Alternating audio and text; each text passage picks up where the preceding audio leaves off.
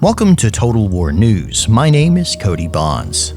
Today's story is that the official Immortal Empires map has been released by the Creative Assembly, and it's, well, exactly what the leaked map looked like. So if you've seen that previously, there's not a lot of surprises here. The map itself represents nearly a decade of work by the company and is a, quote, a world-spanning vision that we've been driving towards. A massive battlefield where your armies will be fighting, raiding, sacking, and conquering in search of immortal glory. The Creative Assembly, the company behind Total War, says it is the quintessential sandbox experience for the Total War Warhammer campaign, and today we can offer you a sneak peek of the beta version of the map for the first time ever, including a more in-depth look at the new Sea Lanes feature, which will be introduced alongside the map. But first, here are some numbers for comparison.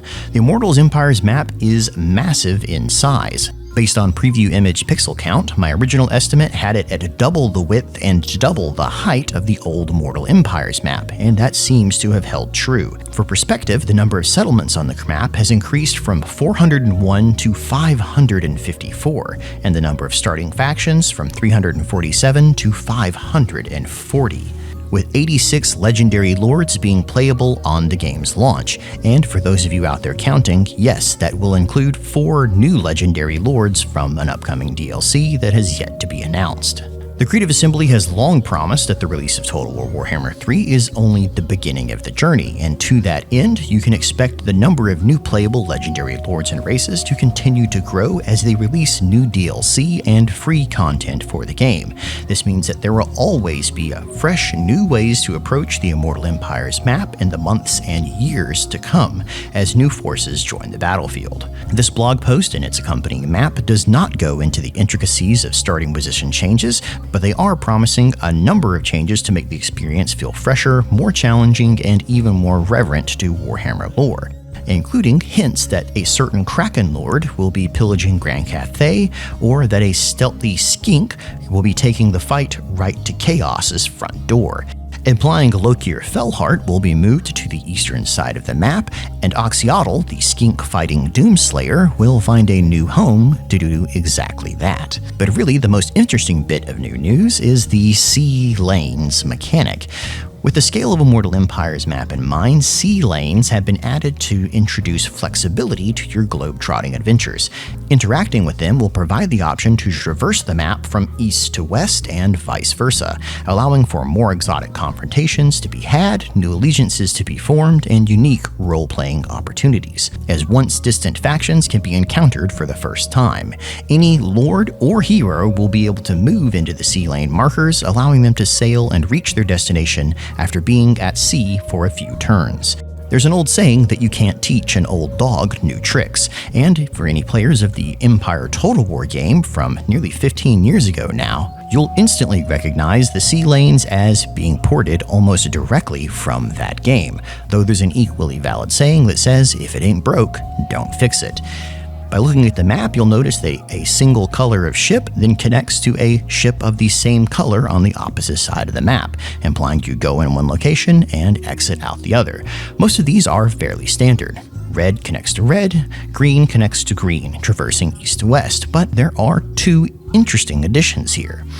Orange has you circumnavigate the lands of Ind and Koresh and come out the other side, arriving in southern Cathay, implying that indeed there will be nothing to experience here on launch, and instead of having to sail around empty spaces with nothing going on, you can just skip it outright. The purple shipping lanes, though, are a little less straightforward in my opinion.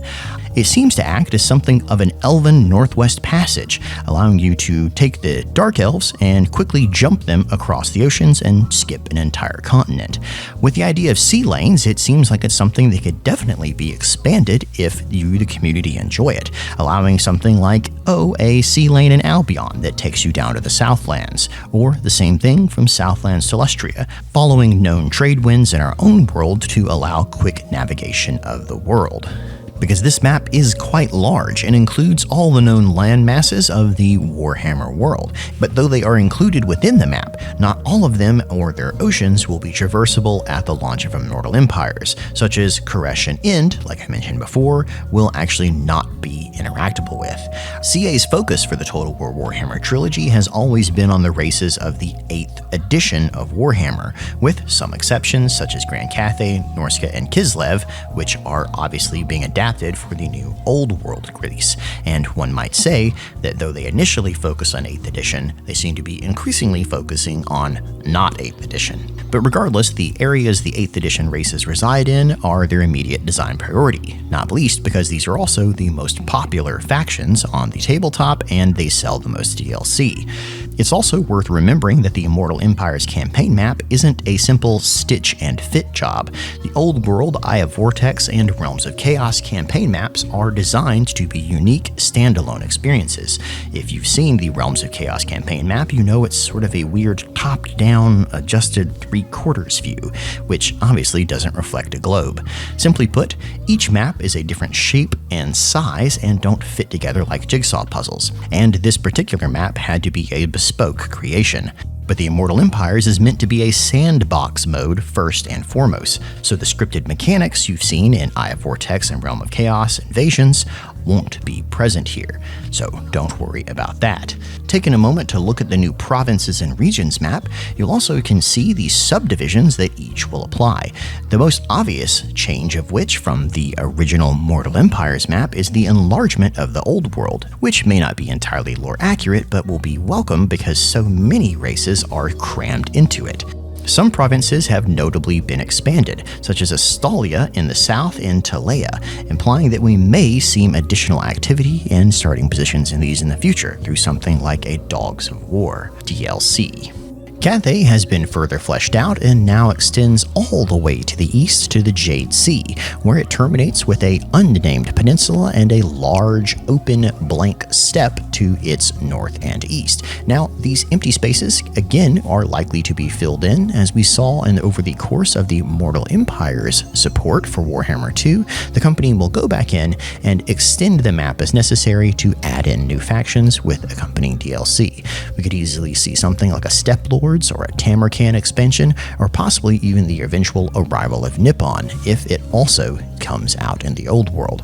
But again, this is all a very new map with a lot of extra spaces we haven't seen before and a lot of possibility with it to grow with you and your demands that you'd like to see, as well as anything Games Workshop might be bringing down the pipe. But exactly who will be inhabiting these lands and their starting positions is not yet known, though that information is promised in the next Immortal Empires blog. So until then, I'm Cody Bonds, and this has been another Total War News Update. Thanks for watching, thanks for supporting the channel, and have a great day out there.